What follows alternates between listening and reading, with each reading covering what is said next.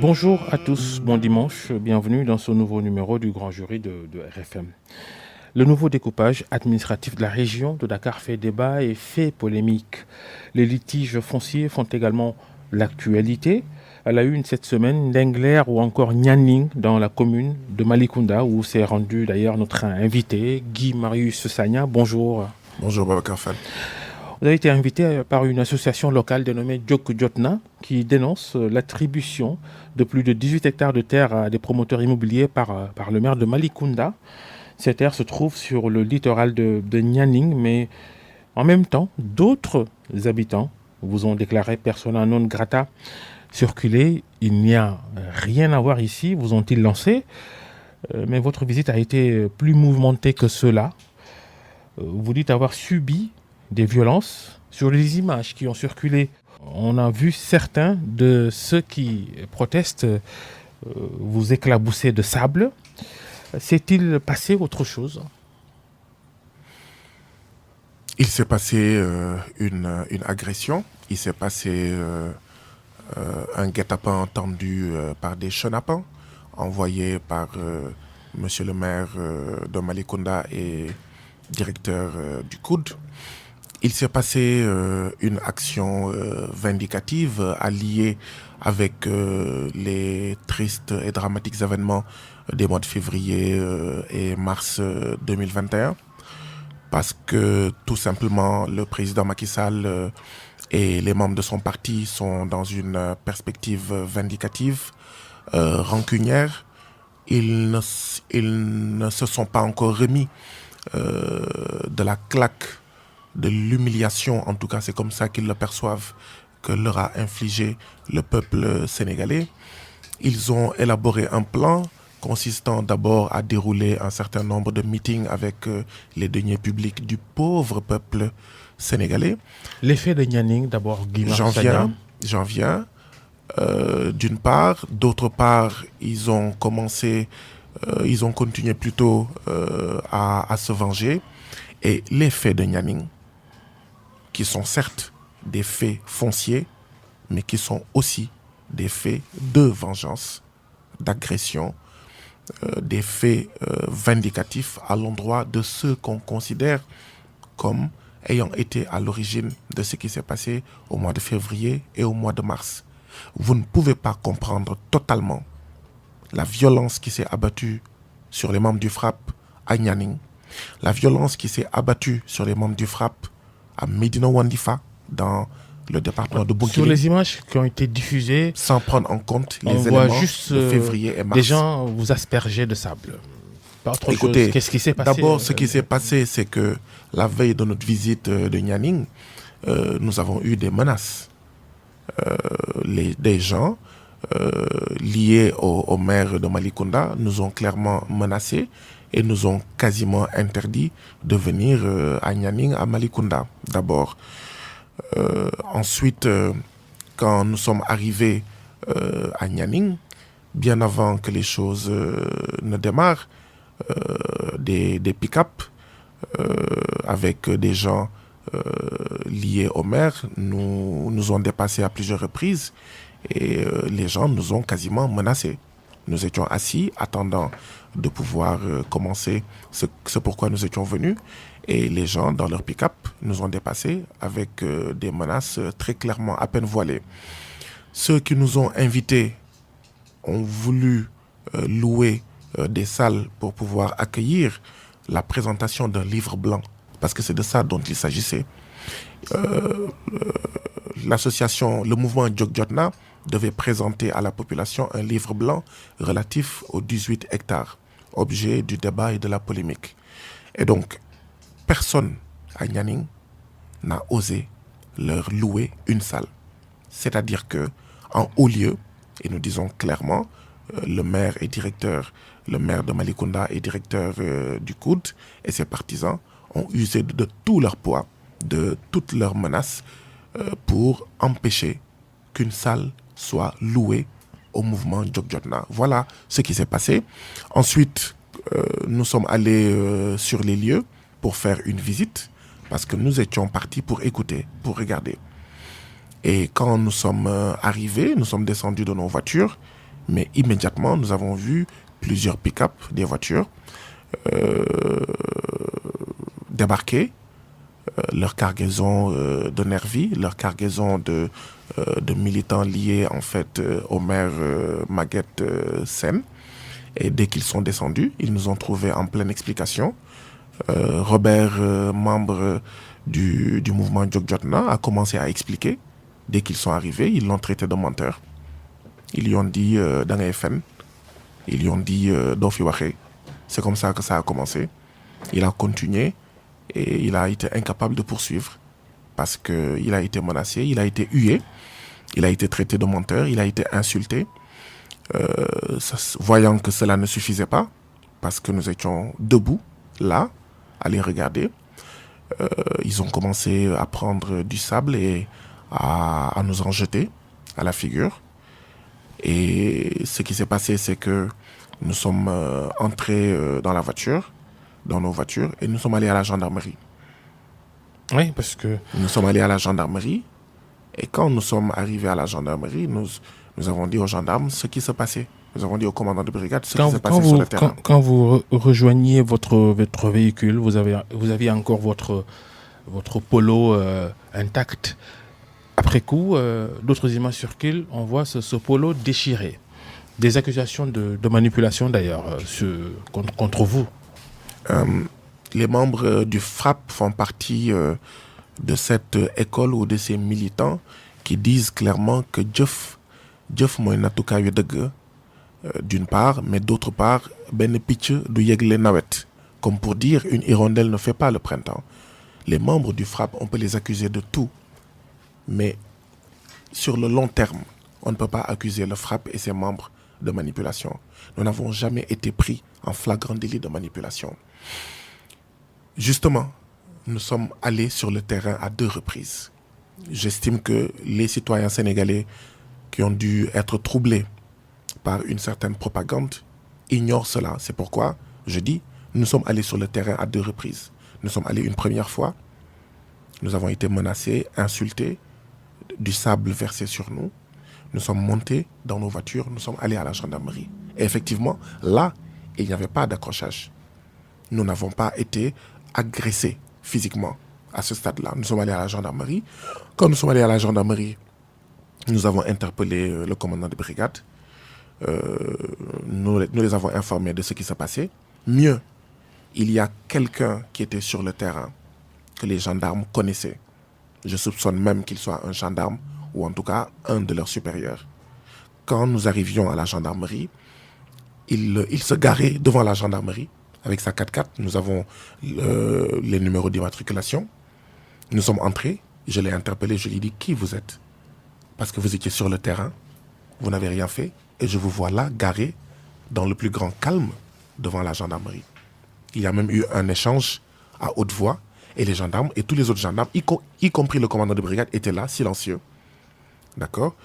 Et nous avons interpellé la gendarmerie, nous avons même dénoncé la gendarmerie. Et ensuite, vous êtes retourné sur le terrain après la gendarmerie? Oui, nous les avons interpellés parce que la gendarmerie avait appelé les membres du mouvement Djokjotna la veille. Ils savaient que nous allions venir et nous ne sous-estimons pas les services de renseignement de la gendarmerie. Nous savons qu'ils sont très compétents. Donc, ils n'ont pas pu ne pas être au courant de ce qui se tramait.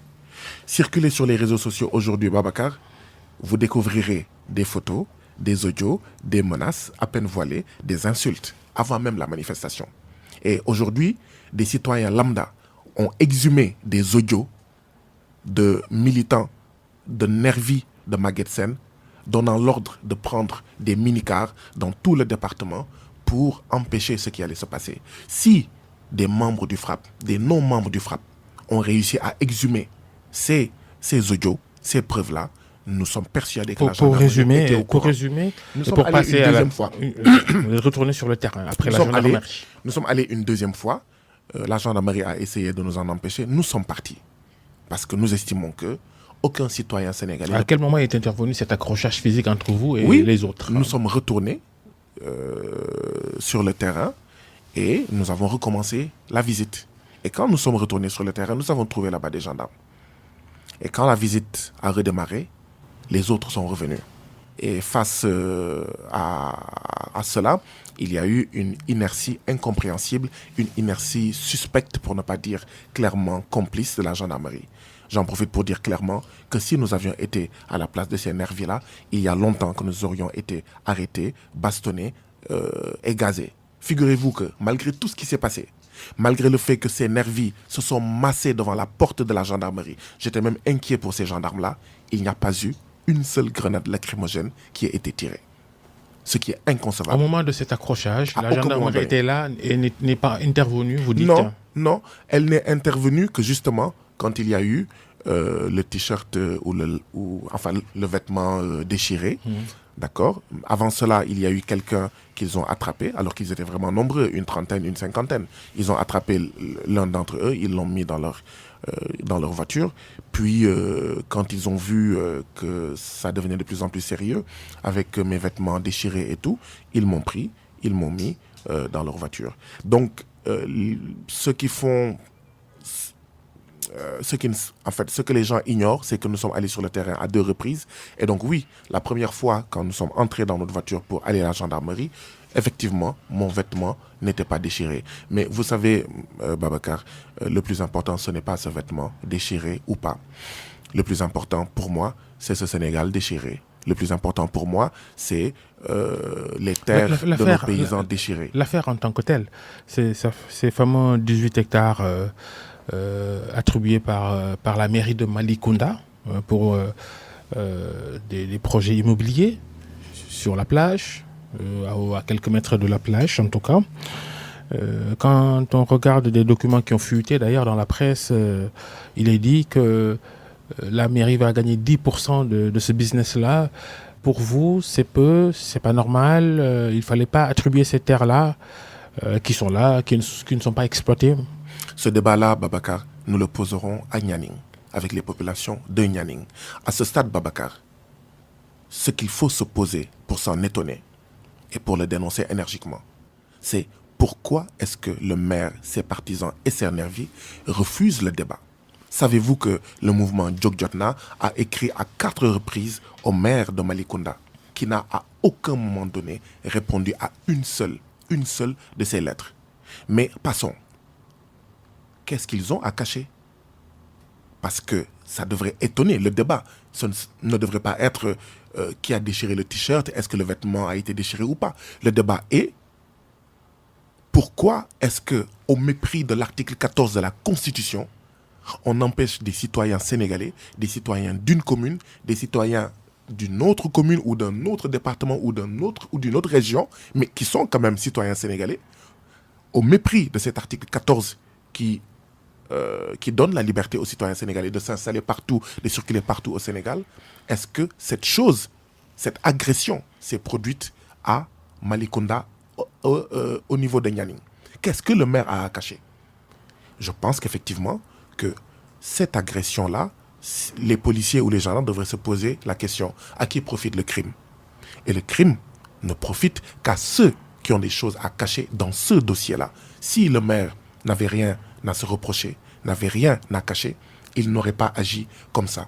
Et donc, cela pose même la question de la gestion démocratique de la commune de Malicounda. Que des citoyens écrivent à M. le maire pour l'interpeller sur 18 hectares, que M. le maire ne réponde pas à ces citoyens de sa commune. C'est-à-dire que même si le FRAPP n'existait pas, même si Guy Marius n'existait pas, la question à se poser, la chose à dénoncer, c'est comment est-ce que Maguette Sène, comment est-ce que le maire Maguette Sène, comment est-ce que le conseil municipal de Malicounda gère la commune de Malicounda? Est-ce de manière transparente? Est-ce de manière démocratique? Est-ce de manière inclusive? C'est cela le problème. Il n'y a pas que Malicounda, Nianing. Non loin de là, à Ndengler par exemple, où cette semaine de nouveaux affrontements qui ont poussé l'État, à travers le préfet du département de Mour, à faire arrêter l'exploitation des 80 hectares en question par le groupe Sedima. Comment vous avez suivi ces événements, les derniers de Ndengler? Il y a Ndengler, j'y reviendrai. Il y a aussi Kenyambour dans le même département. Il y a Gréo dans le même département. Il y a Balabougou dans le même département. Il y a Darussalam dans le même département. Il y a Kanten actuellement et Niagis à Ziguinchor. Il y a Kafountine. Il y a Medina Wandifa. Vous avez l'impression qu'en même temps qu'il y a le coronavirus, il y a le corona souffle, il y a le corona foncier. C'est extrêmement grave. Ce pays-là est atteint de cette pandémie et c'est curieusement, le président de la République ne prend pas des mesures aussi hardies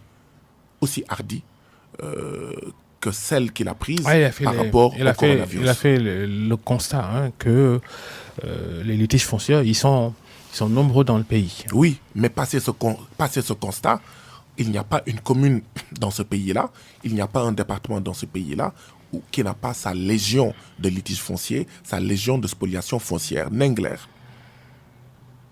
Il y a 1 an, toute l'opinion sénégalaise était émue de ce qui s'y passait. Déjà, je condamne, je dénonce l'État du Sénégal, le gouvernement du Sénégal, le président Macky Sall, qui pendant 12 mois, entre l'an passé et cette année, n'ont pris aucune mesure, le gouvernement et le président de la République, pour nous éviter ce qui s'est passé cette année à Nengler. Nous savions clairement qu'il y avait les germes d'une bataille, d'un combat entre populations. C'était latent, visible depuis c'était latent malgré la solution provisoire. Tout à fait, rien n'a été fait. L'État néocolonial du Sénégal a été irresponsable. Le président Macky Sall, qui est très prompt à arrêter, à bastonner, à embastiller des gens, ne l'est pas autant pour préserver la paix sociale à Nengler ou ailleurs. Sur Nengler, le promoteur, je vais terminer le sur patron Nengler. du groupe Sedima, il détient un titre foncier. C'est à mettre sur la balance dans l'analyse. Sur l'affaire Nengler, je voudrais dire peut-être 2 ou 3 choses. La première, c'est que, contrairement à ce que beaucoup disent sur cette affaire-là, ou la manière dont ils présentent cette affaire-là, moi, j'ai une toute autre manière de la présenter. Je pense que les populations de Nengler sont des victimes. Mais je pense aussi que Babacar Ngom et Sedima sont des victimes. Toutes les 2 parties des victimes de cet État irresponsable. Pourquoi je le dis? Parce que tout simplement, Babacar Ngom a fait une demande au conseil rural À l'époque. Et sur les 46 conseillers, les 45 ont approuvé. Il a déposé sa demande de bail en bonne et due forme. Il a déposé sa demande de titre foncier en bonne et due forme. Il n'y a rien dans ce que Babacar Ngom a fait qui soit illégal. S'il y a illégalité, c'est du fait de l'État. J'en viens aux populations qui habitent là-bas depuis des décennies, pour ne pas dire des siècles, qui cultivent ces champs, qui vivent de ces champs. Ces populations également sont victimes. Sont d'autant plus victimes que jamais l'État du Sénégal, qui parle de zone des terroirs, n'a délimité dans les différents départements, dans les différentes régions. C'était quoi la zone des terroirs? Il y a la zone de la forêt la délimitation, classée. Il y a la zone urbaine. Il y a la zone pionnière. Il y a 4 zones. Et l'État du Sénégal devait prendre des décrets pour partout au Sénégal délimiter ces 4 zones. La zone pionnière, c'est la zone pour les investissements. La zone des terroirs, c'est la zone pour les villageois. L'État a préféré laisser ce flou-là parce que ça lui permet, d'accord, de jouer avec le foncier, de s'enrichir avec le foncier. Et c'est justement ça qui s'abat sur les villageois de Nengler et de Djilakh, qui s'abat également sur les investisseurs, particulièrement les investisseurs sénégalais. Je crois, et je lance un appel, je pense que Babacar Ngom, pour qui j'ai énormément de respect, il m'appelle Djerbat, je l'appelle Semenidjaï. Je pense que Babacar Ngom ne devrait pas regarder les gens de Nengler, comme ses adversaires et de Djilakh comme ses ennemis. Je pense également que nous, population de Nengler, nous, population de Djilakh, nous devrions comprendre que, en réalité, nous sommes des victimes. Babacar Ngom est une victime. Babacar Ngom également doit comprendre qu'il est une victime, mais que les populations également sont des victimes. Et qu'ils ont un adversaire commun. Ils ont un ennemi commun. Il y a un responsable commun de cette situation. C'est l'État néocolonial du Sénégal qui, mais vraiment, s'empiffre de foncier. Vous mettez tout le monde dos à dos, mais il faut vraiment arbitrer. Non, pas tout le monde. Il faut arbitrer cette affaire-là. Pas tout le monde. Qu'est-ce qu'il faut faire? Pas tout le monde. Babacar Ngom doit-il renoncer à ses terres? Pas tout le monde. Je ne mets pas les gens dos à dos. Je dis, les populations sont des victimes. Babacar Ngom est une victime. Le responsable, le fautif, sur le c'est terrain, l'État du Babacar Sénégal. Ngom fait face à la protestation des locaux. Oui, Mais la réalité du terrain, c'est qu'ils sont tous en antagonisme. mais Comment je vais vous dire arbitrer pourquoi. cette affaire-là? Je vais vous dire pourquoi. Ça a été fait à dessein. L'État l'a fait à dessein pour après essayer de jouer, d'accord, les pompiers, alors que c'est l'État qui est le pyromane.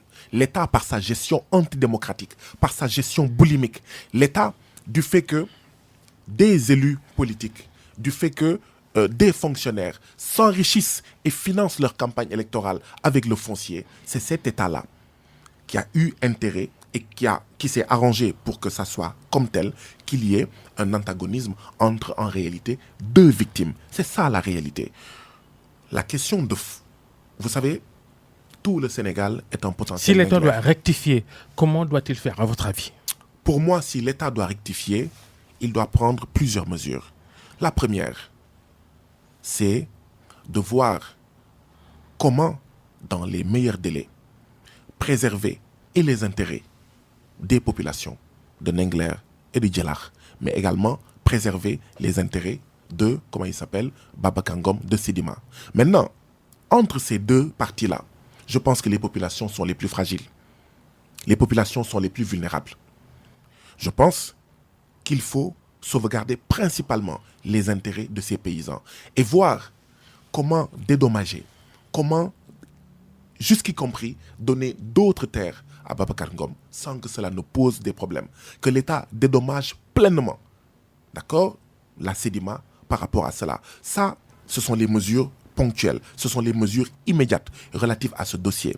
Mais deuxièmement, je crois qu'il faut un audit foncier dans ce pays-là pour voir qu'est-ce qui a été donné, est-ce que cela a été dans les règles de l'art, casser ce qui n'a pas respecté les règles de l'art, préserver les intérêts de tous les paysans, la terre à ceux qui la travaillent.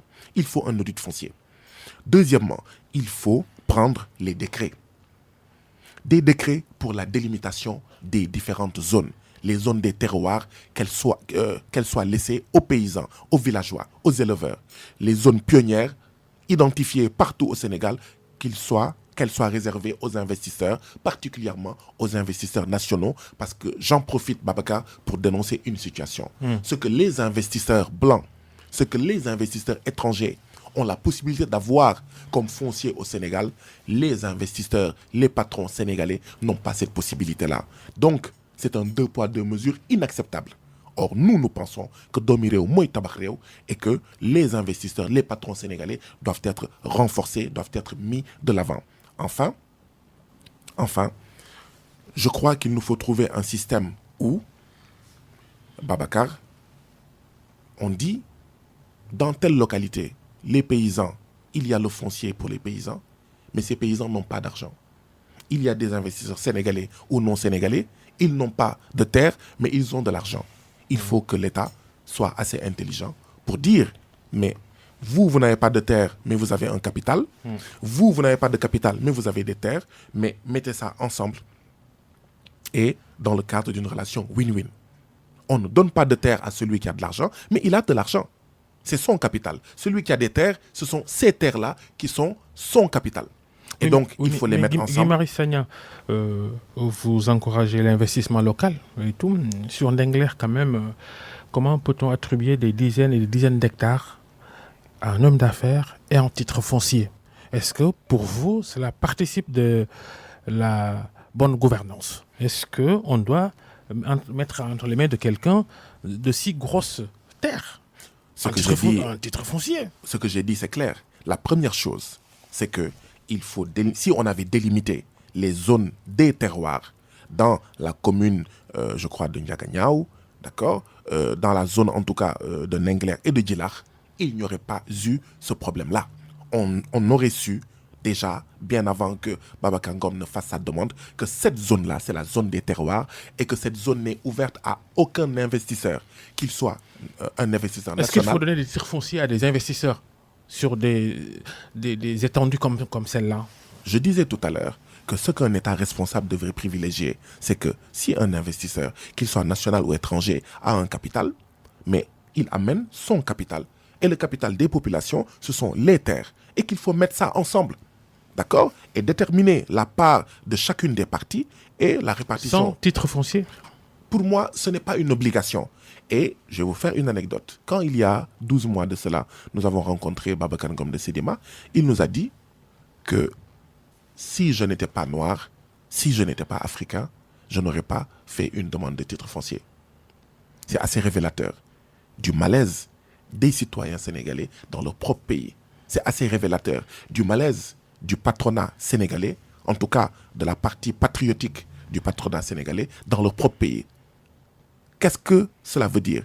Cela veut dire que les étrangers, particulièrement les Occidentaux, quand ils viennent ici, mais ils ont des surfaces beaucoup plus grandes, ils n'ont même pas besoin de titres fonciers.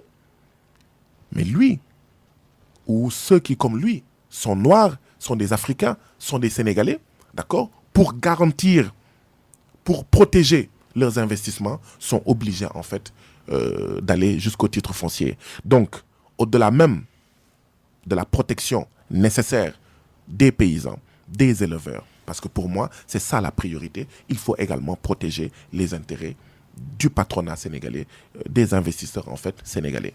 Et donc, c'est à l'État du Sénégal de tirer toutes les leçons de cela en réglant le cas spécifique de Nengler, mais en réglant également tous les cas de Médina Wandifa, de Niaguis, de Ndiaye, d'accord, de Pakour, etc., de partout au Sénégal, de Dougar où nous étions en fait il y a en fait une semaine, de Diamniadio. Je dis, tout le Sénégal est un potentiel Nengler, tout le Sénégal est un potentiel Niaguis ou Médina Wandifa.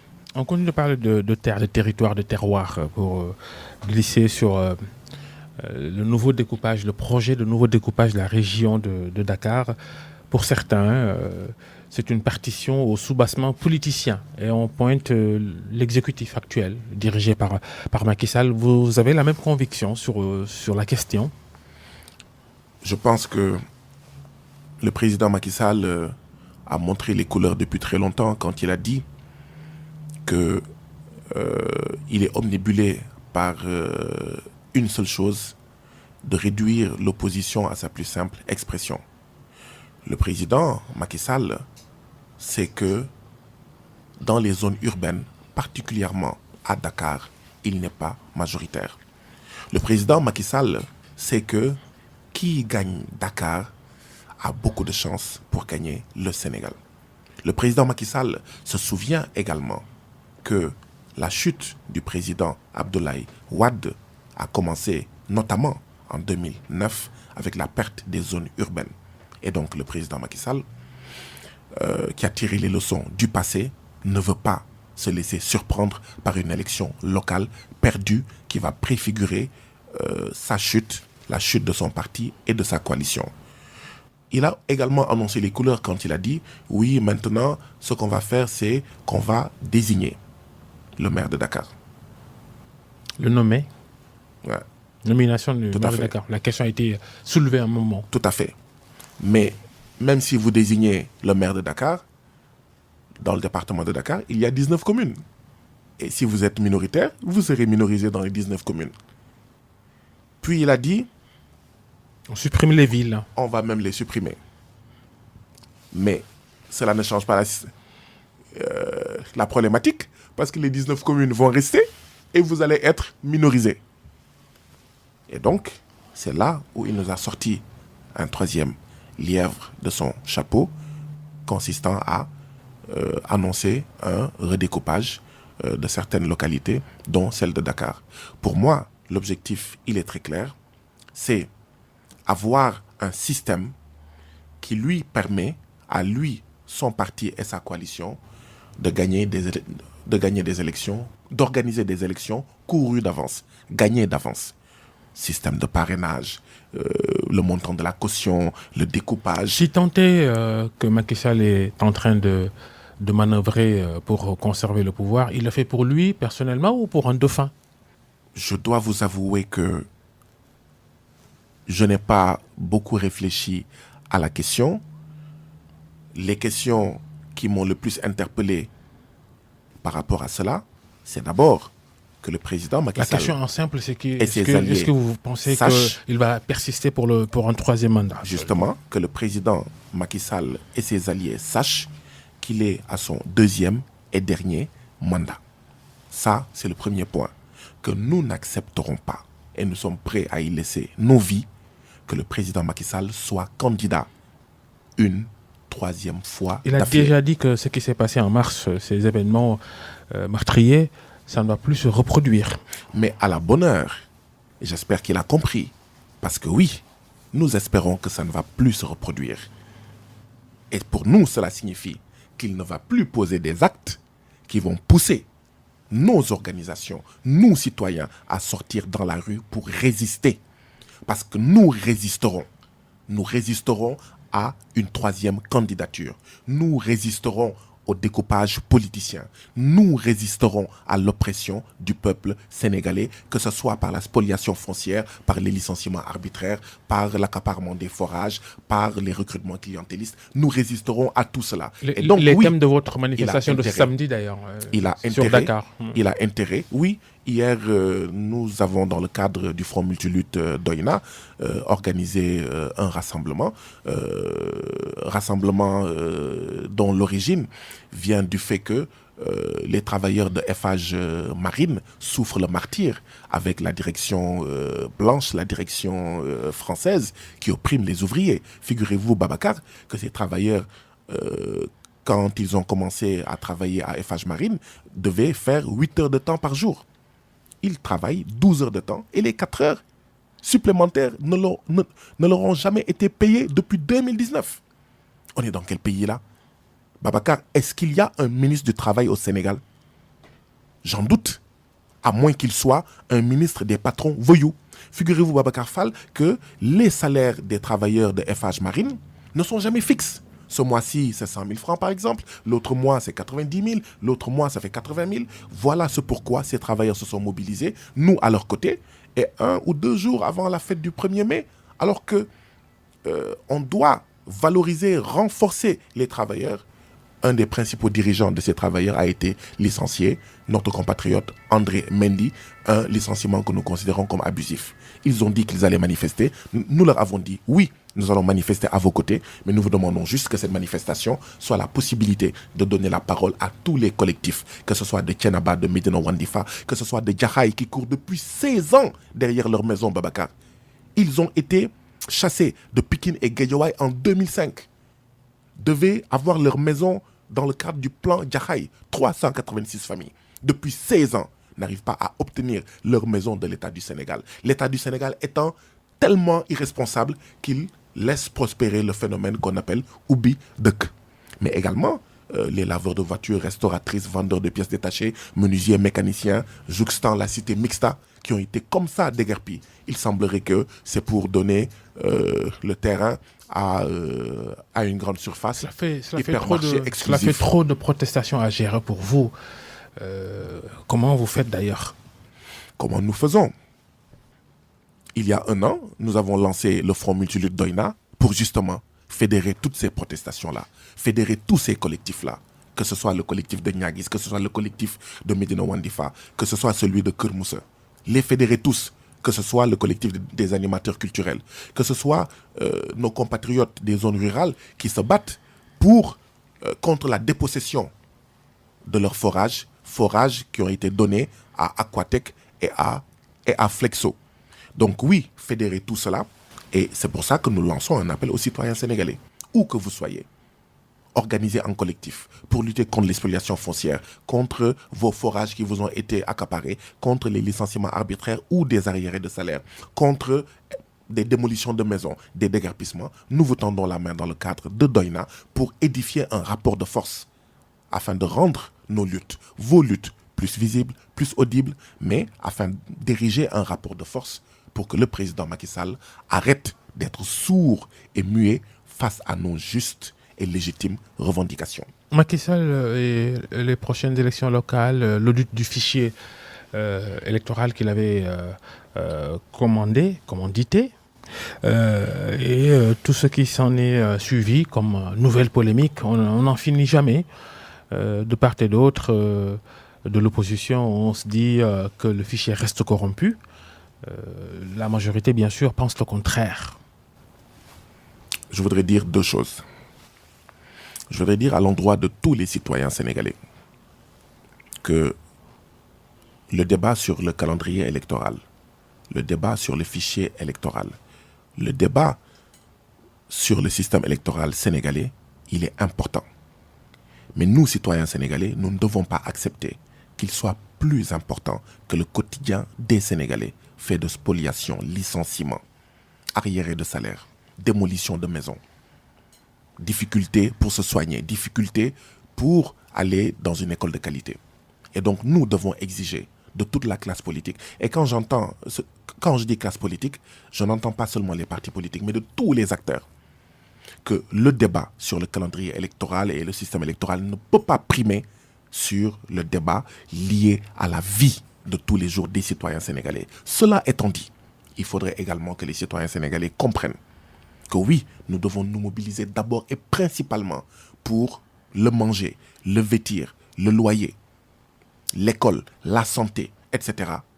Mais nous devons comprendre également que le sort qui nous est fait dans ces questions, pour le changer aussi, il faut que nous puissions voter pour des élections locales, pour des élections législatives, pour l'élection présidentielle. Parce que ce sont des communes, des conseils municipaux qui ont délibéré contre les populations, qui ont dépossédé les populations de leurs terres.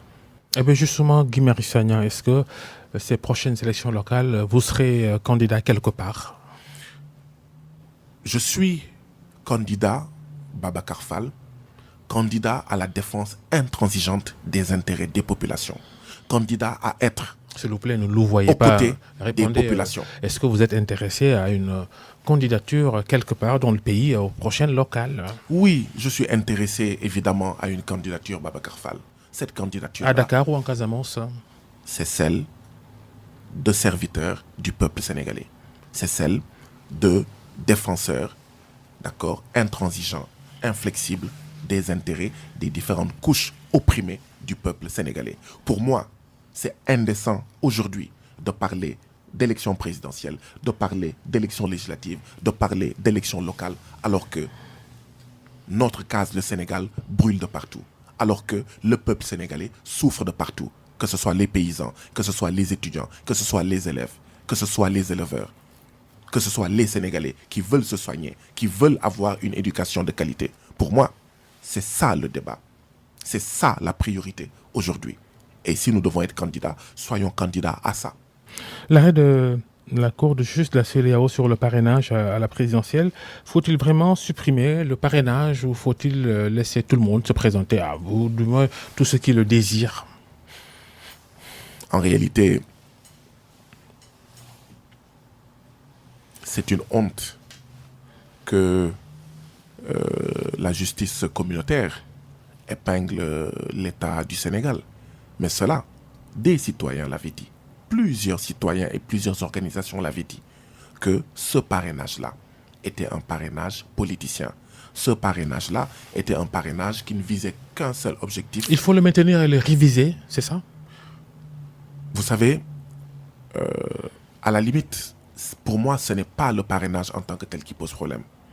Mais c'est la manière dont ça a été fait comme manière d'exclure des candidats de manière antidémocratique. Pour moi, oui, il faut revoir tout le système électoral sénégalais. Il faut revoir cette histoire de parrainage. Il faut revoir ces histoires de scrutin proportionnel, scrutin majoritaire. Il faut revoir le montant de la caution. Il faut revoir plein de choses. Il faut revoir aussi le fait que nous avons des élus qui, une fois élus, sont libres comme l'air. Les citoyens qui les ont élus n'ont absolument rien pour les attraper et leur imposer leur volonté. Des élus contre lesquels il nous reste en fait qu'une seule chose, c'est attendre dans 5 ans pour savoir s'ils sont reconduits ou s'ils sont dégagés. Il faut également revoir cela. Nous avons un système représentatif où, en réalité, le peuple est dépossédé de sa souveraineté, cette souveraineté étant prise en otage par la classe politique, qu'elle soit sénégalaise, qu'elle soit malienne, qu'elle soit togolaise. Oui, c'est pour ça que le FRAPP se bat, notamment pour 2 choses, la souveraineté économique, monétaire, commerciale, mais la souveraineté populaire, la souveraineté démocratique, pour rendre le pouvoir au peuple, que ce soit le peuple municipal, que ce soit le peuple départemental, que ce soit le peuple national ou continental. Guy Marius Sagna, vous êtes assistant social de formation. L'affaire des bébés morts au service de néonatologie de l'hôpital Magatte Lô de Linguère, le procureur de Louga a ouvert une information judiciaire. Des agents de l'hôpital ainsi que l'ex-directeur visés par l'enquête. Le SAMES, un syndicat qui regroupe des médecins sénégalais, entame une grève de 48 heures à partir de demain pour dénoncer ces poursuites judiciaires contre leurs collègues. Quelle est votre position sur ce sujet? D'abord, présenter toutes mes condoléances, ma solidarité aux familles qui ont perdu leurs 4 bébés. Tout d'abord. Ensuite, dénoncer énergiquement ce qui s'est passé dans cet hôpital. Babacar, c'est en 2014 que j'ai écrit un document montrant comment l'hôpital régional de Sédhiou était géré. Et au-delà de l'hôpital régional de Sédhiou, j'ai extrapolé pour montrer qu'il fallait revoir la gestion de nos hôpitaux. Que nos hôpitaux étaient des mouroirs, que nos hôpitaux étaient devenus des entreprises. Oui, mais, précisément ce que je voudrais montrer sur par cette là, affaire de Linguère, c'est que la responsabilité, elle est d'abord la responsabilité de l'État. Mais non, c'est pas l'État qui va surveiller des bébés sous couveuse. Il y a des personnes payées pour faire ce travail-là qui ne l'ont pas fait, sans doute, et ça qui a conduit à cet accident mortel. On fait confiance à votre objectivité. Il y a une responsabilité directe d'abord, non, Guy Marius Sagna? Ce qu'il faut dire, c'est que c'est la responsabilité de l'État d'avoir suffisamment de médecins, suffisamment d'infirmiers, suffisamment de sages-femmes. Savez-vous combien de personnel de santé il y a dans l'hôpital de Linguère, d'une part? D'autre part, savez-vous combien de personnes cet hôpital polarise? Eh bien, savez-vous, Babacar, que les normes de l'OMS disent que c'est un hôpital pour 150 000 habitants? Au Sénégal, nous avons un hôpital pour 450 000 habitants. Et donc, vous comprenez par là que nos hôpitaux sont débordés.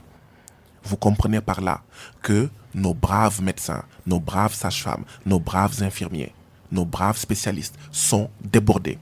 Parce que tout simplement, nous sommes dans un déficit criard. Du fait de qui? Du fait de l'État. Du fait de qui? Du fait de ceux qui ont géré ce pays, qui ont préféré s'en mettre plein les poches plutôt que de recruter suffisamment de sages-femmes, suffisamment de médecins et d'infirmiers. Donc oui, vous voyez, Babacar, que vous ne pouvez pas, par quelque bout que vous preniez ce problème, même d'autres problèmes, que ce soit dans la santé ou ailleurs. On peut être d'accord avec vous sur la responsabilité indirecte de l'État. Non, directe. Directe? Absolument. Parce que pour pouvoir pointer du doigt la responsabilité pleine et entière des agents de santé, il faut d'abord les mettre en nombre important.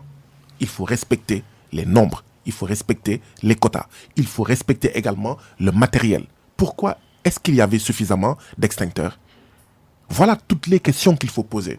Ce n'est pas pour dire que dans la marche de notre système de santé, il n'y a pas de responsabilité individuelle. Loin de là. Oui, dans notre système de santé, il y a des responsabilités individuelles d'assistants sociaux, de travailleurs sociaux, d'infirmiers, de sages-femmes. Mais ce qui arrive dans nos hôpitaux et ce qui est arrivé de dramatique dans l'hôpital de Linguère, les 90%, pour ne pas dire les 95%, relèvent de la responsabilité première, pleine et entière de l'État néocolonial du Sénégal. Guy Marius Sagna, bientôt la fin de cette émission. Il ne reste que 3 minutes. Le système de santé, vous le dénoncez tout le temps. Question personnelle, le Covid-19, vous êtes-vous vacciné contre le Covid-19? Absolument pas, Parce que j'ai estimé que nous n'avions pas suffisamment de vaccins et que moi, je ne faisais pas partie des Sénégalais vulnérables. Je pense que le peu de vaccins que nous avons, nous, pays du Sénégal, nous devons le laisser aux couches vulnérables, les diabétiques, ceux qui sont hypertendus, etc., les asthmatiques, etc. Êtes-vous toujours un salarié de l'administration publique? Mais je suis toujours un agent du ministère de la Santé au frigo depuis 2014 pour avoir dénoncé la situation des hôpitaux et le Covid-19 a montré, prouvé que j'avais totalement raison et que je ne demande pas de décoration, mais je ne devrais pas être sanctionné. On parle de tout dans cette émission aujourd'hui avec vous exceptionnellement. On va parler sport, oui. On parle sport avec Guy-Marius Sagna. Les stades de football du Sénégal qui ne répondent pas aux normes FIFA, ça vous a choqué? Le sport sénégalais est un membre malade d'un corps malade. Il ne peut pas y avoir un sport en bonne santé dans un pays où tous les secteurs sont en très mauvaise santé, pour ne pas dire en agonie. Cela doit avoir quoi comme conséquence cette affaire de stade non homologué? Le ministre des Sports et le président de la Fédération sénégalaise de football hyper indexés. Vous savez, quand vous avez un président qui n'est pas homologué, avec des politiques qui ne sont pas homologuées, il ne faudrait pas être étonné que nous ayons des stades non homologués. Cette histoire de stade montre tout simplement ce que nous disons par rapport à tous les autres secteurs. Quand 90 à 95% de votre or sort du Sénégal et qu'on ne vous en laisse que 5%, vous n'avez pas suffisamment d'argent pour avoir suffisamment de personnel de santé, de personnel d'éducation et donc de stade. Vous n'en avez pas suffisamment pour avoir des policiers et des gendarmes en nombre suffisant. C'est pourquoi je dis, encore une fois, Babacar, le sport est le membre malade d'un corps malade qui s'appelle le Sénégal. L'actuel président de la Fédération sénégalaise de football, Augustin Senghor, qui voudrait briguer un 4e mandat à la tête de l'instance dirigeante du football sénégalais, les mandats multiples, vous n'êtes pas d'accord? Sur Augustin Senghor aussi? Je pense tout simplement que je suis d'accord avec la sagesse populaire sénégalaise qui dit Digle Tchangay Dangawara Sangu, à savoir que nous devons être en fait le Sénégal pour lequel nous nous battons. Nous devons être à l'image de ce pourquoi nous nous battons. Nous devons être le changement pour lequel nous nous battons.